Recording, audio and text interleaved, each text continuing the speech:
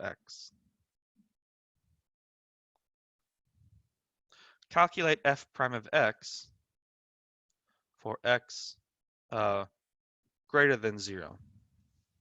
So the domain, what is the domain of this function? The domain is what? The domain is 0 to infinity, right? And we discussed in the earlier question that I can never have a derivative at a boundary point. So I cannot have a derivative at x equals 0.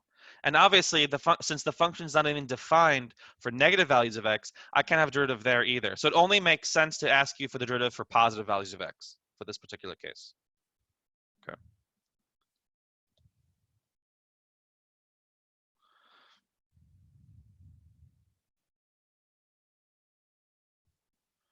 Okay, I'm going to give you a few minutes to work on this. Again, how are you going to go about doing this? Dr. G, I don't know how to do this. Or if you're just going to tell me, oh, it's 1/2 x to the negative 1/2, that's literally all your work because, yeah, Justin. Right. I'm going to give you a big fat 0 for this. Because right now, the assumption is we're using the derivative, the limit definition. Right, we're using the difference quotient. So make sure you actually use the definition, right? Limit as h goes to 0, f of x plus h minus f of x all over h. And you should assume that x is a positive number. So I'm going to give you a few minutes to work on this, and let's see what you come up with. And I know a lot of you know the answer, so try to do this and make sure the answer is correct. I'm going to give us, let's say, 4 minutes.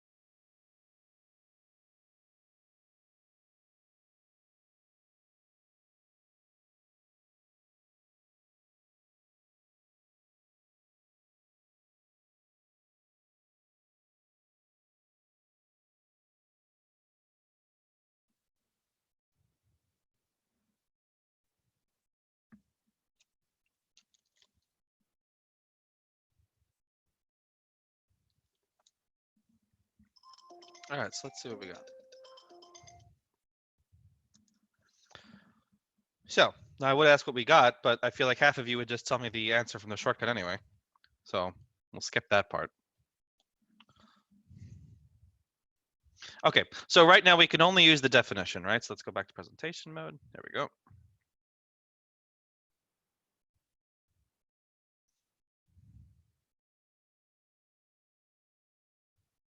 I do want to keep stressing that all of these limits we're computing with derivatives, they really are limits that we have done before, right, in chapter 2, right? So the limits themselves, the computation part shouldn't be unfamiliar to you. But interpreting the limit as a derivative or the slope of a tangent line, right, that's the new part. But the actual computation shouldn't be new. Okay, so let's see. So f prime of x, by definition, is lim as h goes to 0 of f of x plus h minus f of x all over h. Now for this particular function, that means I want the limit as h goes to 0 of square root x plus h minus square root x all over h. And now I need to do some sort of algebra. So who's going to tell us what algebra to do?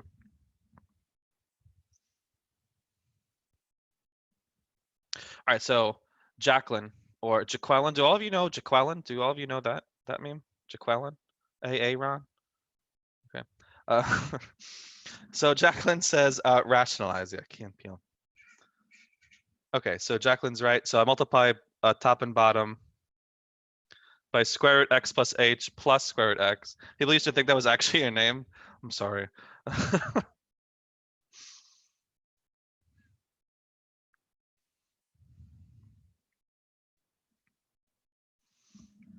Okay, so let's rationalize this. And what do we get? So up top, and you've seen this a bunch of times, right? We get x plus h, the minus x, and then down below I get h times square root x plus h plus square root x, right? Don't expand out the denominator as usual, right? Keep it factored. And then in the top, let's see, so the x's will cancel, and then I'm left with an h, and I can see the h's are actually also going to cancel. But I will just write that as a separate step.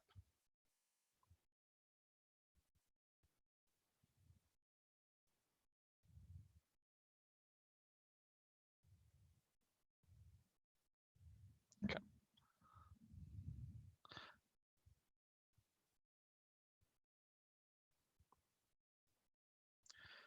All right, so far I've used calculus to write down the definition of the derivative, but then everything else was basically just algebra, right? That's the usual way this goes. But now I've gotten to the point where I'm pretty much done with the algebra. And what do I do here? Just quickly, who wants to remind us? What do I do here at this step? And just be precise about exactly what you're doing. Apply the limits. What does that mean, Simran? Apply the limit. So you are right. Direct substitution property. What's being substituted? I just want to be very clear what's happening here, right? We're plugging in 0 for h, right? We're not doing x equals 0. We're doing h equals 0. So we get here square root x plus square root x in the denominator. So overall, I get 1 over 2 square root x, which is exactly what you should have gotten, right? If you're familiar with the derivative rules, this is 1/2 x to the negative 1/2. So it's exactly what you would have expected. Thomas, you have a question? Oh, your mic's hot. All